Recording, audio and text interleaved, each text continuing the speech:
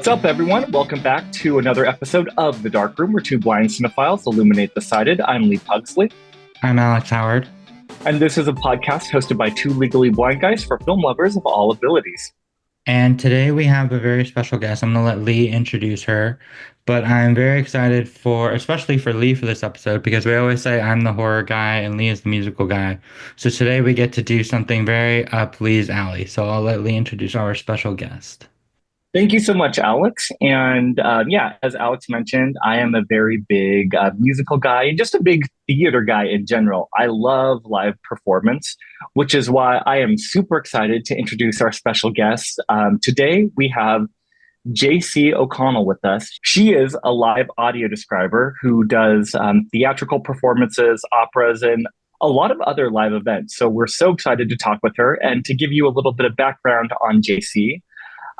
She is an award-winning actress. She's an opera singer. She's had a very illustrious career that has transitioned into now being a live audio describer. So we're really excited to talk about her journey and just different aspects of live audio description. You know, I know we spend a lot of time talking about audio description and film, but this is the first time that we've had the opportunity to touch on audio description for theatrical performances and live events in a deep dive.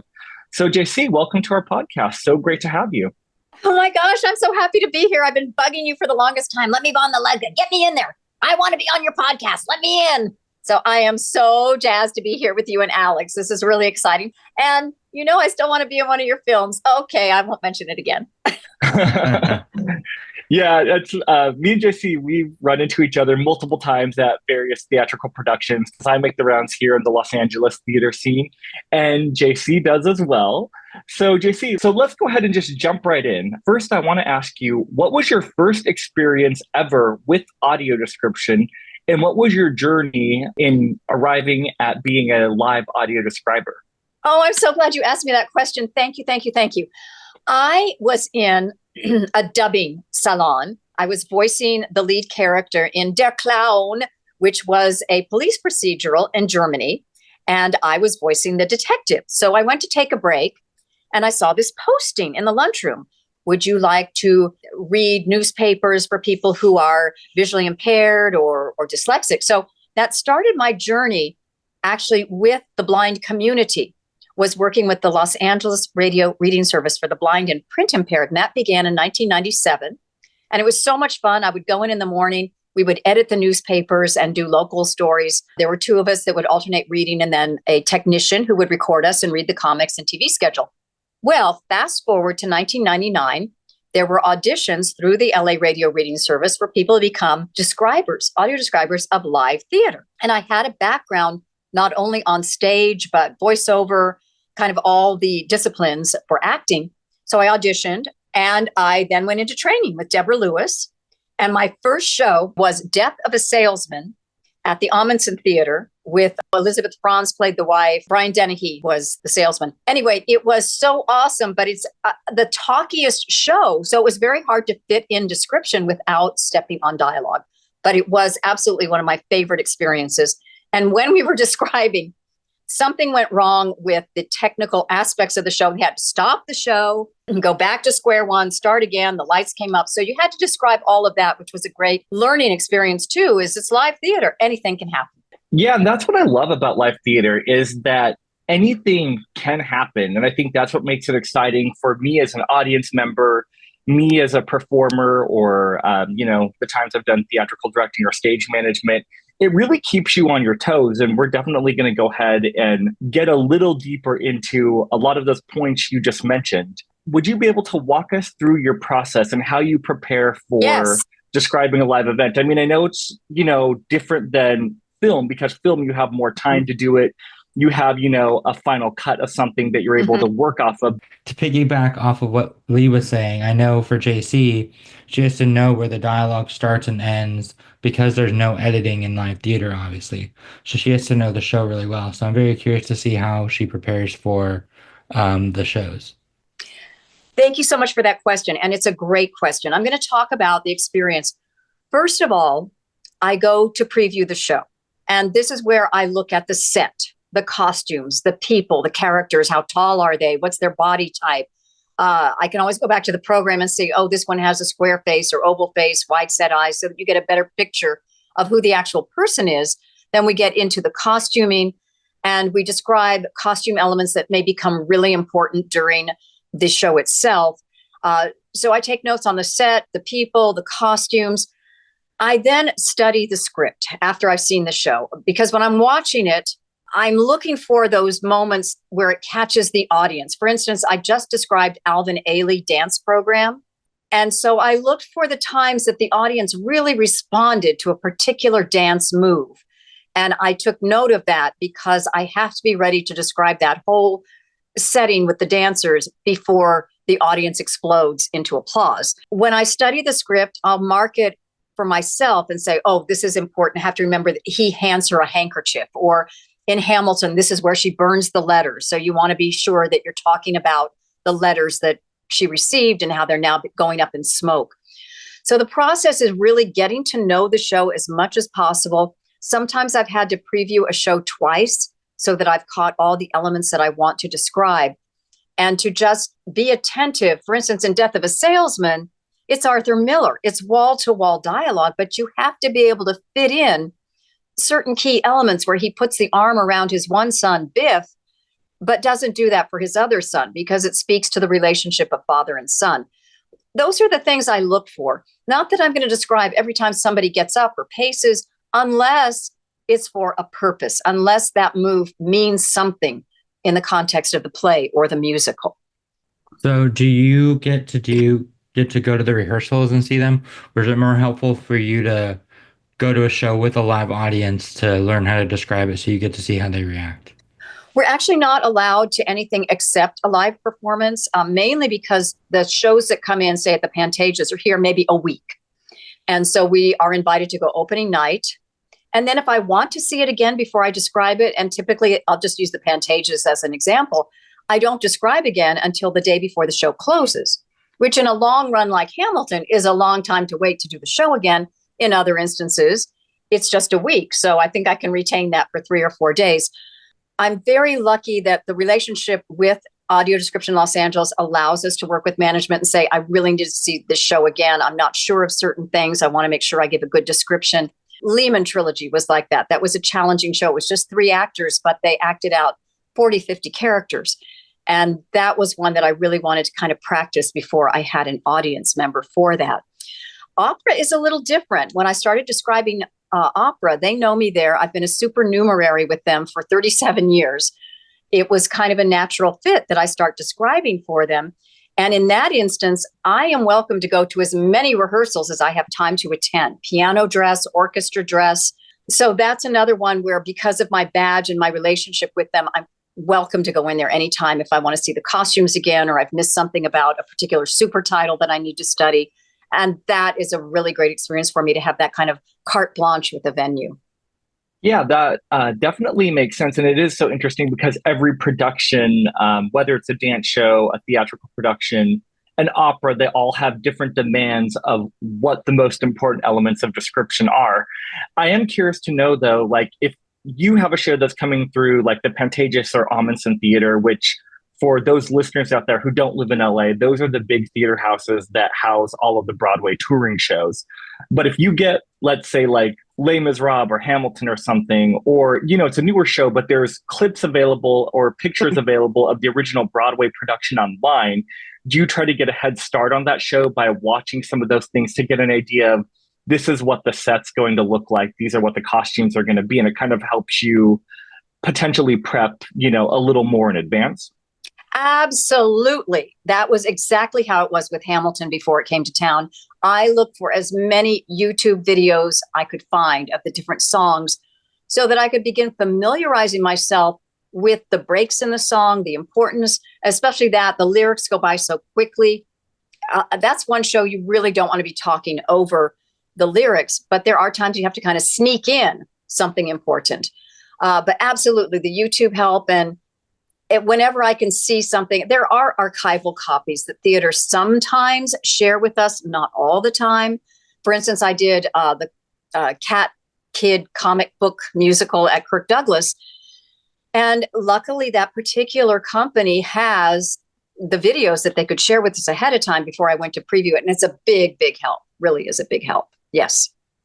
I can only imagine. And you touched on this a little bit already, but I'm curious to know a little bit more if you have any kind of relationship or collaboration with the production team at all when you're preparing for live audio description. I mean, obviously, I know that you would talk with like the house manager, but is there any other production team member that you collaborate with? Not really. My only exception, again, is LA Opera, because with a history of being a supernumerary for 37 years there, I know the makeup people, I know the wardrobe people, I know the stage managers, and we have a very good rapport, so that if I want to go and look at a costume before I actually describe it, I will go and look in, with their permission, of course, go into the dressing room and see the actual fabric of a costume. I'm not given that access at any other venue, not at all. And a lot of that is kind of safety. Ever since COVID, it has become really hard to get in touch with any of the people on the production team, and they're scared to death someone is going to come in and infect them. And I don't blame them. You don't know who you're talking to or what somebody might be carrying, and that will put their show out of commission. You could even just have a cold and not know it. But if you infect someone, even on the production team, you're in danger of really shutting the show down. So the access backstage is not what it used to be. And it was never really something where we could go and talk to the director or even the cast. It just isn't that kind of thing. A lot of people don't even know we exist or that we're out there. And I'm really trying to change that wherever I go. For instance, at ABT, after I was there to preview Alvin Ailey, when I went there the Friday night before I described, I was waiting for the garage to clear out. So I was hanging out in the green room, which is allowed because I have a badge to be there down at Music Center. And the dancers were there. And so I had a chance to chat with them and tell them, hey, I'm going to audio describe you tomorrow for a blind patron. And they were like, what? How do you do that? And I would explain to them, we use layman's terms. I don't say pirouette or pas de deux or glissade or jeté. I say somebody leaps, they jump, they spin, they lie on the ground, they kneel. And it was great to be able to share that with some of the dancers. There were, 4 of them there in the green room with me. But if I can tell anybody about audio description, I'm happy to educate as I go. Yeah, I love that. And I think, that's initially why me and Alex started this podcast, is just to educate people on what audio description is, where accessibility is thriving, where there's areas for growth, and just realizing that a lot of people, even some people within the blind and low vision communities, are not fully aware of these different aspects. And so it's really a continuing process of keeping those dialogues open, continuing to spur on those conversations to allow everyone room to grow and to learn. I couldn't agree more. It's just so important. Just as a comparison, there's the deaf community and they have deaf culture, and people are really aware of signers and what's afforded the deaf community. I have friends now, I will say, oh, I'm doing an audio description for blind patrons tomorrow of this show. And they say, wow, how long did it take you to learn how to sign? I said, well, I'm an audio describer. I'm not signing for a deaf audience. My people can't see me, my patrons. So even though people hear what I say, they're not really hearing. They can't connect because they don't know what the concept is. They don't know what audio description is. Yeah, that definitely makes sense. Now, in all of your experience, what is the most challenging show or live performance that you've ever had to audio describe? Or maybe there's a few of them that stick out to you for different reasons. I would say Alvin Ailey, which was last Saturday, for a blind patron who had never seen or attended a ballet before. We were kind of doing this together. I have done Matthew Bourne down at the Amundsen, but that's very different than an Alvin Ailey program. That was a real challenge to me. And if I could have seen it twice more, I think before I described, I would have been a lot more secure in how I describe things. As a matter of fact, I met my patron before the show, and I said, there's this motion where they do a very fast movement with their hands, palm to palm, but not touching.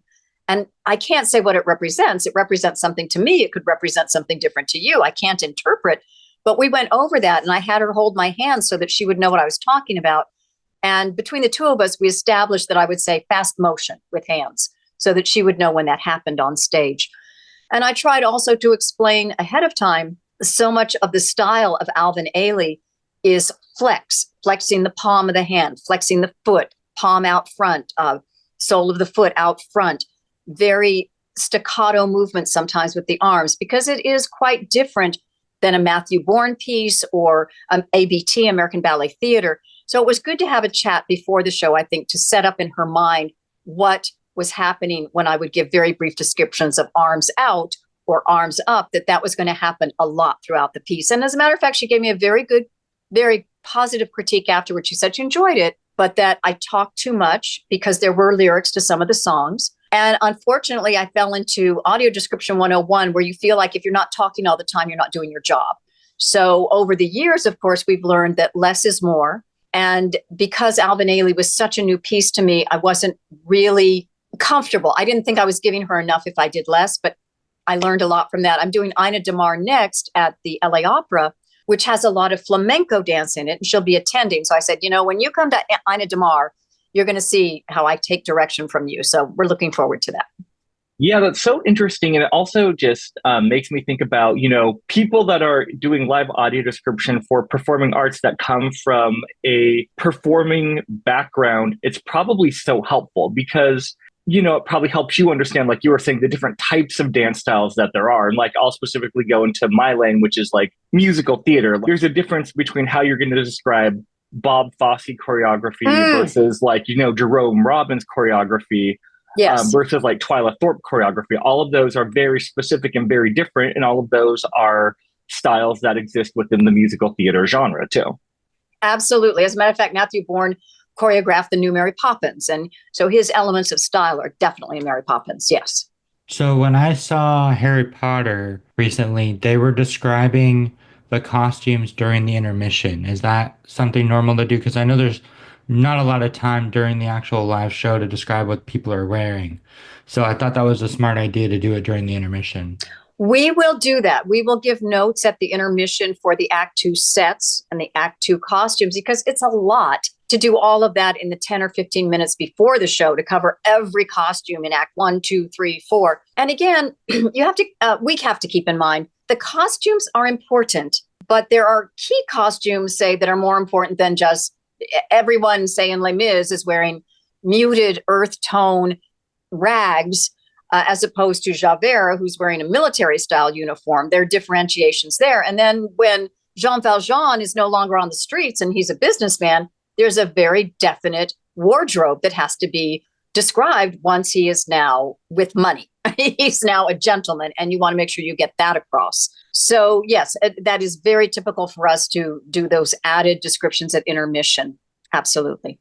And going off of the added descriptions, for those listeners out there that may not know, oftentimes live audio describers will also be describing things, half hour before the show. I know, like when I go to Pasadena Playhouse and there's description, you guys are reading like the bios and the program and describing the stage and describing as many of the visual elements as possible before the show as well. Absolutely. There was someone new to audio description. I wasn't doing the show. I think it was Once Upon a Mattress. And our describers, Deborah and Joanne, were doing the pre-show notes. This is what the set looks like. This is what the people look like. This is what they're wearing. This is what they're going to wear later.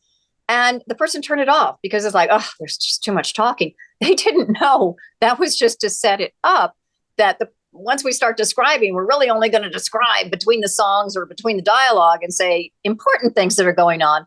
So it's a good thing to know that once the show starts, you're not going to hear us talk nonstop. We are only going to talk about important key elements that are visual, that mainly are moving the show, the plot along. And that's good to know. I didn't even know that they were describing before the show started too. So. Absolutely. And we have seen, if you're relying on access, you may get there 2 minutes before curtain, unfortunately, or you may want to visit with your friends beforehand. And it's kind of all over the place, whether people love those pre-show notes or don't. We do them for the benefit of people who want to know ahead of time. This is the set. These are the costumes. These are the people. But guys, when you listen to a TV show or you go to the movies, you don't get any pre-show notes. You're mainly just getting the description of the action in the film or the TV show. Exactly. Yeah. And then another thing related to things that you have mentioned previously, just a little bit ago, is the idea that in live performance, anything can happen. You have to prepare for the unexpected. I know you had talked about, I believe it was Death of a Salesman just a minute ago, and how there were technical issues. Are there any other moments that you can recall where you kind of had to just make a decision on the fly because something unexpected happened? And generally speaking, how do you prepare for the unexpected in live performance? I would say that's where my acting background has really helped me. I can't speak to other describers. I do have a background in stage work specifically and improv. You learn to think on your feet. I am a distinguished Toastmaster, and that taught me many skills, improv as well as prepared speech. There was only one other time I can think of. It was the Addams Family. And the person who was really kind of losing their mind is the person who does the captioning, because there was one actor who loves to ad-lib. So for me, that's not so much a problem because it was verbal. I haven't seen ad-libbed action per se because you're affecting other performers on stage. That would not be nice. But sometimes you can ad-lib dialogue and you're in control. But the captioner had to capture it right away. Yeah, that all makes sense. And yeah, having a background in improv, I always tell people that whether or not you're a performer or not, improv is just so helpful for many reasons. It just teaches you how to be a good listener, how to think quickly on your feet, and just make confident decisions. So I always tell everyone, take an improv class, even if it's just for like a month, do it, and it'll be helpful. Improv classes are fabulous. I do also recommend the Toastmasters International because, first of all, you go anywhere in the world, you can find a club. You will have a friend anywhere in the world if you look up the Toastmasters International Club. Everybody's about speaking and leadership. There's always a segment at the end called Table Topics. You don't know what you're going to speak on. The Toastmaster calls somebody up and will give you a question you're not expecting. You have to talk 1 to 2 minutes about that question. So it's a kind of improv in that way, Lee. It's also a very, cost-effective way to improve speaking skills and leadership and listening skills. We would have to mark down whenever we heard someone say, but, because those are crutch words. A lot of times you will hear people who are exceptional speakers never use those words. I sometimes fall into that. I'll say, and I have to catch myself. But those are two great ideas. Take an improv class or join Toastmasters International to improve listening and speaking skills. Both very excellent ideas. And yeah, I would echo what JC said. Anyone that's looking to improve those skills, take either of those. And I'm familiar with both of those. How does someone request audio description, or how do people find out when the audio described shows are, if they want to go to one? And what are the venues that do it? Because I know you're mentioning Hollywood Bowl. I didn't even know Hollywood Bowl did that. I am so glad you asked me that question. Thank you, thank you, thank you. Lee is familiar. And I think, Alex, I have you on my list now, too, for the scheduled shows. If not, I should have you there. I email out a schedule, usually every 3 months, for all of the shows that are on our schedule to describe. However, if there's a show and the date we're describing doesn't work for you, guess what? You have the right to ask for a different date for the date you have tickets to see that show. You reach out to the box office, and they do have different ways of doing this. Some of them require that you call. Some want you to email. And you say, I would like audio description for this date. I couldn't come on the day it's described, but here's the day I have my tickets. And then they'll say, well, let us check and see if a describer is available, because that is important. All 5 of us could be booked. It's rare. However, usually one of us can cover a show that's requested. But it does require, first step is to call the theater. And then the theater reaches out to us. But I always tell people that are on my list, hey, when you've requested a show to be audio described that's not on our schedule, email me so I can become aware. We can check our schedules. And if the theater hasn't gotten back to you within, say, 48 hours, we want to know. Because a lot of these places we have excellent rapport with, and we can email them and say, hey, don't know if you saw this request from Lee Pugsley, but he'd like the show described on such and such a date. Yeah, of course, they'd rather you come to the show that's already on the schedule. But places like Pantages, very accommodating. Amundsen, very accommodating. Segerstrom, very accommodating. Hollywood Bowl takes a little work. They do require, and we're trying to cut this down, they require 2 weeks notice in advance of the date of the show you requested.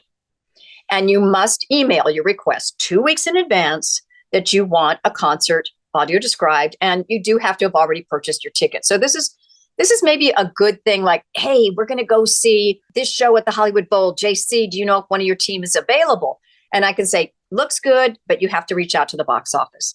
We had a very sad experience last year where Deborah and I were already there, already being paid for our services, audio describing a program, and we saw a woman walk in with a cane. And I thought, oh, I got to tell her we're here, and I'm going to offer her a headset. She didn't know anything about live description. And we were called on the carpet and told we could not approach patrons and offer them the service, even though we were already there doing the service, that they had to have requested the show 2 weeks in advance. I had another situation where a woman got a last minute ticket. I think it was Joni Mitchell. Somebody either gave her the ticket or she just got lucky and got a ticket. She called me. She said, can you describe it? And I said, I would love to. I'm available, but they're pretty strict about this 2-week notice. And darn if they just didn't tell her, nope, can't do it, even though they could have done it because we're available. So we're trying to make some inroads there at the Bowl. But for the time being, if you want to go see a show this season at the Hollywood Bowl, and there are some great ones, I know Earth, Wind and Fire, Chicago, John Legend, just to name a few. Cynthia Erivo is actually, I think, going to sing the role of Jesus in Jesus Christ Superstar concert version. Very exciting. Just keep in mind, you have to email the box office 2 weeks ahead to request the description. And just so everyone knows, this is in Los Angeles, but I mean, I'm sure in other cities you could probably reach out to your local theater if you have tickets and see if they do live audio description as well. Absolutely. I'm trying to think of places. I know Deborah Lewis, president of Audio Description Los Angeles, has traveled the country training people in different areas. And what changes for theaters is once they know there are blind or low vision patrons in the community who would like this service, that's how we get them to start offering the service. And if there's an area that is needing a describer, I'm sure Deborah could be approached by these theaters to come out and train 2 or 3 people in the community to do this. I know she went to Florida to do this because my sister was in the program in Florida, but Florida wasn't really on board with continuing the program. They did get a couple of requests for description here and there, but it takes a while in some of these other cities to really serve the blind community. That also brings me then to the point of, I guess I'll propose this question next, is where do you see the future of live audio description heading? Like, you think it's continuing to grow? And then what areas of growth do you see within live audio description, areas that you'd like to see growth in? Well, it's been amazing. The Hollywood Bowl thing only happened, I think, back in 2022 because one of our regular patrons who comes to the Pantages and the Ahmanson requested a description of Boy George. So the Hollywood Bowl did reach out to us. Deborah said, are you available? Because I'm out of town. I said, no, Deborah, it's a rock concert. What is there to describe? She said, the patron asked for it. Can you do it or not? Yeah, I'll do it. So I love Boy George, but that was years ago with Culture Club. So I started researching his recent, which I found online. People, thank God for those people who aren't supposed to be recording the concert, and they do. I love you. So I found his concert in many different cities, knowing it wouldn't be perhaps the exact same playlist or the exact outfit or the exact opening act. But I did research him and his opening act, Berlin. Then he had surprise guest Lulu, who I'm very familiar with because I grew up with her in To Sir With Love, which they started playing clips of the movie, and Sidney Poitier. So because of my background and being as old as I am and having that cultural experience, it was great because that had to be done on the fly. There wasn't a time I could go, well, actually, I'm going to take that back. I went the night before because this was my first rock concert to describe. And he did play for 2 nights. I went the night before. And so I was able to see what I was going to describe. And that was really a good thing for me. But most of the time with these rock concerts, I did, I'm trying to think who else I did. Oh, Depeche Mode. Yeah, I'm an opera girl. So I had to really study their history. That one of their band members had died. And I thought, they're going to do a tribute to him, which they did. I didn't want to just go, there's some guy on the screen. It was their colleague.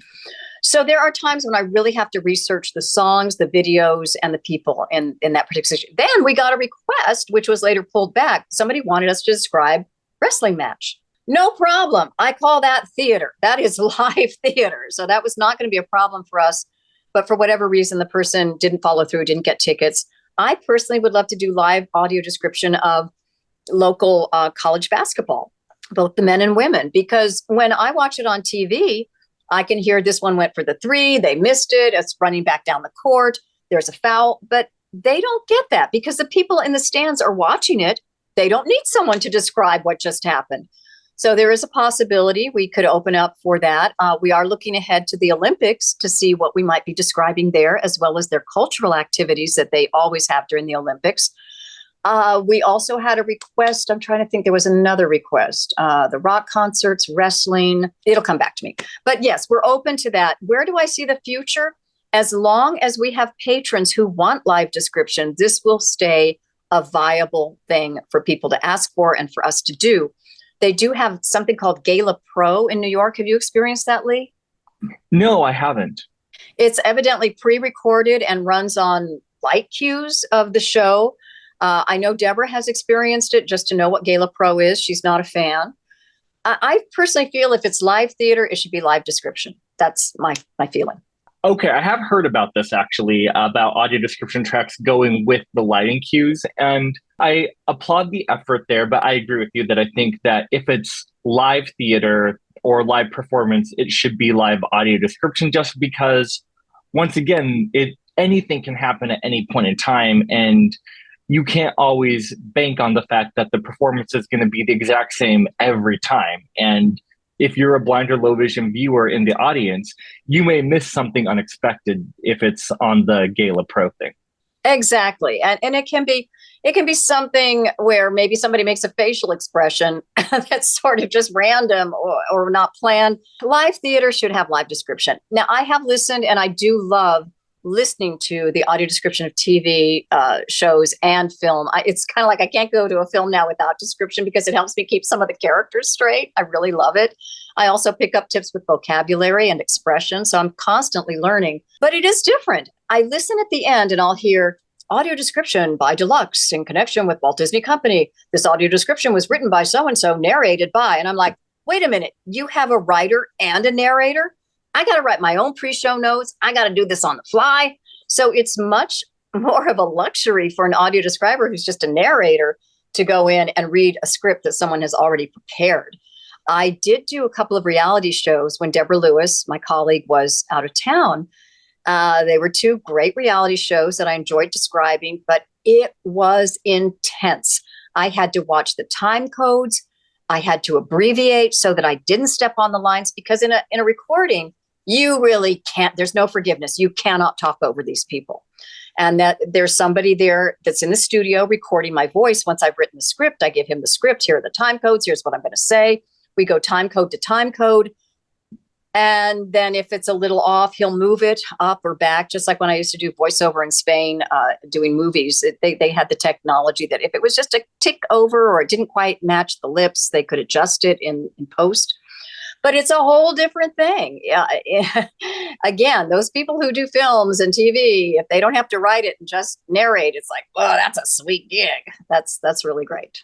Do you think in the future they'll have Fathom events described? Because I know Fathom events, that's one thing I've always kind of not liked about them. I mean, they'll do movies sometimes, but sometimes they'll do live operas or whatever. And I think it'd be great if they had live description on that. I couldn't agree with you more. I did have a project for a particular university last year. There was a blind student at this university who was taking, I'm gathering it was an opera appreciation class. They were studying 5 operas, but of the 5 operas, they had 3 different productions over the years. And then, as I found out in the middle of the project, they added 2 more operas because that was the thesis project for the students. So those were 2 more. They happened to be Russian operas, which I had to learn. There were no subtitles. I had to learn what the whole show was about. I looked that up. I looked at lectures. That was intense. But it was great to be able to describe an opera and know it was recorded for someone. Now, in this instance, I couldn't do super titles. That was not a possibility. I could only describe action. So I go to the Fathom events. I love the Opera Fathom events. And there are other events they do where they bring back classic films. And because they're so old, there's no description. I am with you. I don't know that Fathom is going to get on board. For instance, I was looking forward. I wanted to hear the audio description of The Nightmare Before Christmas. And I took a blind friend with me and we were so excited. And they said, well, there's no description track for this. And I'm like, oh, Bummer. That's not cool. Yeah, So I think it's can't. a Fathom thing. I don't because It's a I've done Harry Fathom. Potter, and Harry Potter has description. Good. So I think it's like something with their files. I don't know why they don't do description. I don't either, and it's really frustrating because they have some great shows that come through Fathom. Interesting. I looked up some operas, National Opera of Scotland, I think, and they had description on this video I watched, but it's not common. Like, for instance, I don't think the Met offers live audio description, although Deborah told me there was another opera company in the nation that does live audio description. I can't think who it is right now, but it's not nationwide. It's not company wide for these operas. And I would love to change that because that's a thing I love is opera, live opera especially. So yeah, I'm with you. I wish Fathom could get on board with the description. Now, do you guys have relationships with like local colleges or high schools? Like, let's say I wanted to go see like a high school or college production. Is there a way that they could get in touch with you and make that happen for more localized productions too? They absolutely can get in touch with Deborah Lewis at Audio Description Los Angeles. We don't currently, I'll take that back. She was asked at CSUN to do one program. I think it was some short plays or whatever. One time they reached out to her and she was able to broker a deal for them to negotiate the fee because it was a very small production. But yes, we're open to discussions and fee structures for people that are outside the usual mainstream theaters that get national tours coming through or large opera companies. Because that is a factor. They have to look at their budget and see how they can fit it in. There was one experience I had years ago. We were invited to UCLA. They were doing a program, films about autism. And there were, I think, 10 short films that I described on the fly because I couldn't see them ahead of time. But I sat in the back of the auditorium with my equipment and we gave the headsets to the people who had requested description. So it is possible. Absolutely. I did a call the other day with the Glendale chapter of the California Council of the Blind. And people said, oh, well, I live out in Redlands and I want to go to the Redlands Bowl. And I said, well, you're in luck because I live 20 minutes from Redlands, but you have to request it as a patron. And then you have to say, I know this lady who works for a company that can do the description. And then we'll work with them on the fee and make sure our equipment works.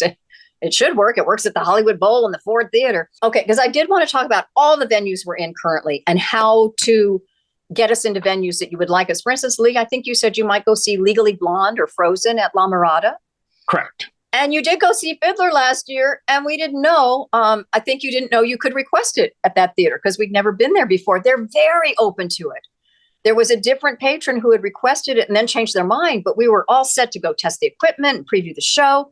And then it got called off. And then Deborah talked to you later. It's like, well, I went. I was like, oh, Lee. So the trick here is to request it with enough time so we can get with the theater, at least preview the show, try out our equipment in the theater, but they're very receptive. So that's my tip for today is if you want to go see a show at La Mirada, let's get the ball rolling on that. And those folks who want it at Redlands, I'm hoping they request a concert or two there, and we'll see if that works. The other places we're everywhere. The Amundsen Theater, the Mark Taper Forum, the Kirk Douglas Theater, Dorothy Chandler Pavilion for operas and ballet. We are at the Hollywood Bowl for rock concerts or any other program. I actually described live to picture for Barbie the movie last year, including fireworks. So that's amazing. I was going to ask you if you do the movies there. That's great. Well, I've done live to picture for Back to the Future. We've done live to picture for the Sound of Music sing-along, for Return of the Jedi. Yes, what is the saying? Yes, we can. We absolutely can. The Hollywood Bowl, the Ford Theater, Crypto Arena, the Kia Forum, the Wiltern Theater, the Orpheum Theater. We'd love to get into SoFi, but it takes a patron to request us.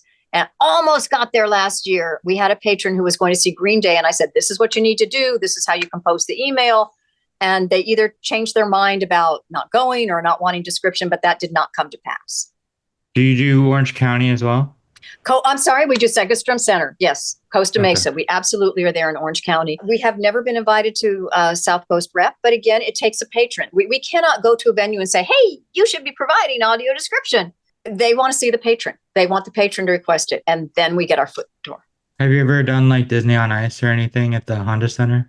I have not done the Honda Center. We don't have a relationship with them yet, and that's a perfect thing to describe, just like the wrestling. It's all showmanship. It's all costumes and spins and jumps, and It's a dance program on ice, right? So we would love to go in and do those shows.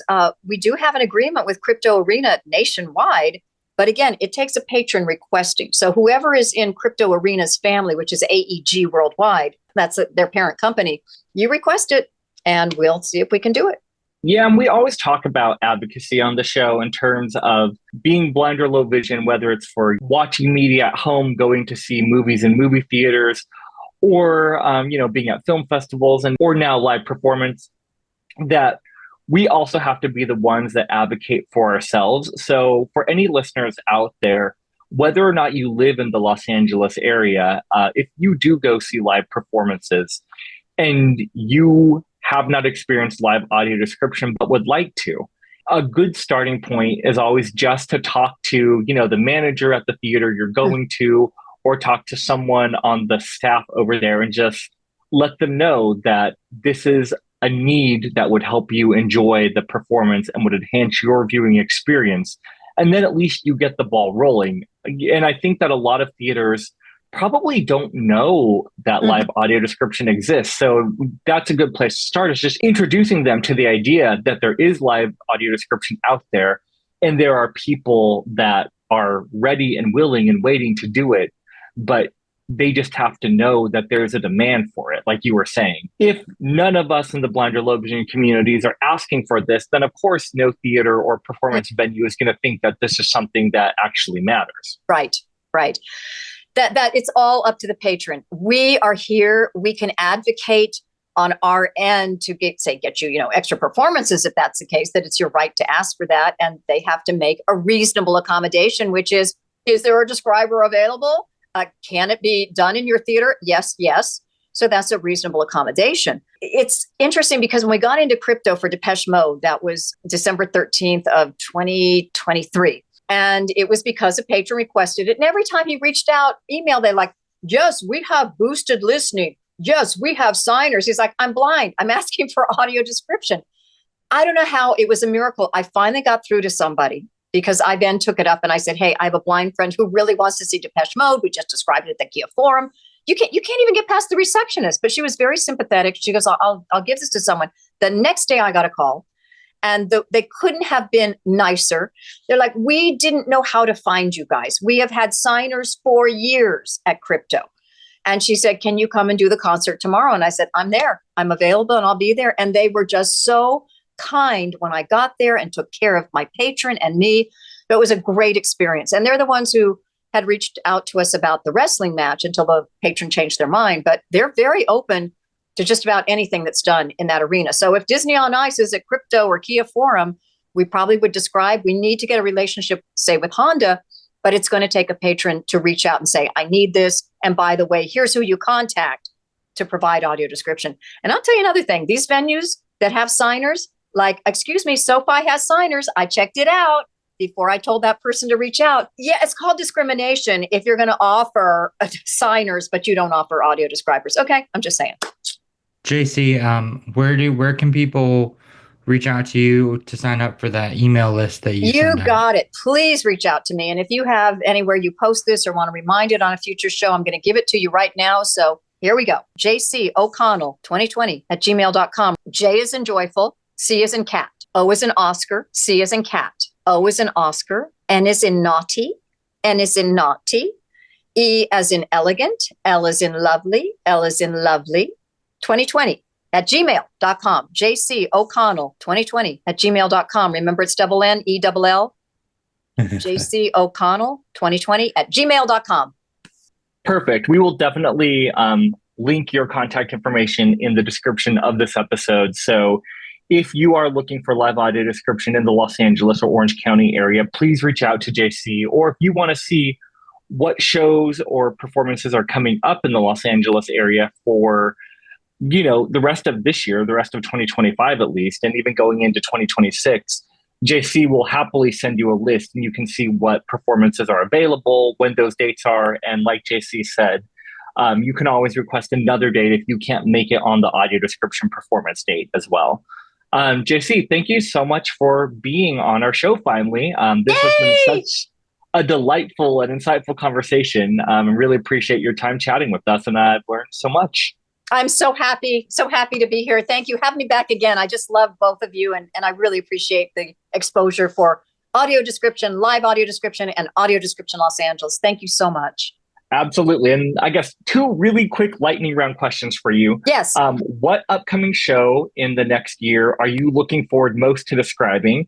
And is there a show that you have not audio described that you would love to describe at some point? I'm looking forward to describing Les Miserables again. I'm always looking forward when I can do Jesus Christ Superstar. Can't wait. As far as new shows that I would love to audio describe, if Titanic comes here, I've got dibs on that. That looks like it's going to be so much fun to describe. Perfect. All of those solid shows. Yes. One last quick question. What makes a show fun to audio describe for you? Oh, that's a great question.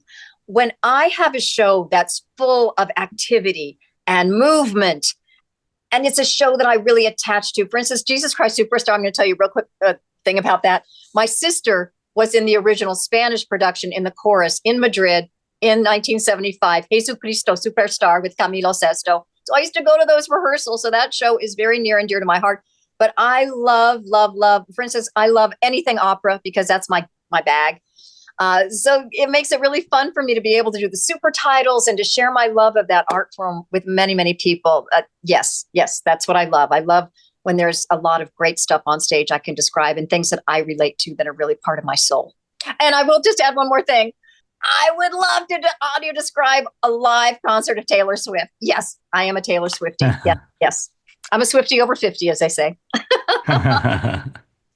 Love that. Love it.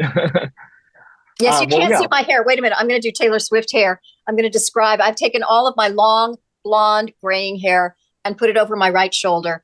And I am a Swiftie over 50. That's awesome. Awesome. Once again, thank you so much, JC. And for all you listeners out there, thank you so much for spending time with us. If you have any questions for me and Alex or any comments on anything you've heard today, you can always get in contact with us by emailing darkroomfilmcast@gmail.com.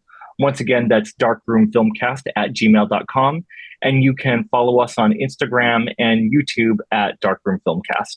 We'd like to thank All Senses Go and Matt Lauterbach for making captions of this episode possible, as well as Blind Can for helping out with editing. Can you Dark Room Filmcast one more time for me? Darkroomfilmcast@gmail.com. Beautiful. Thank you so much. And with that, thank you guys once again, and we'll see you here next time on The Dark Room. Thank you so much. Thanks, JC. See you guys. Bye. Thank you.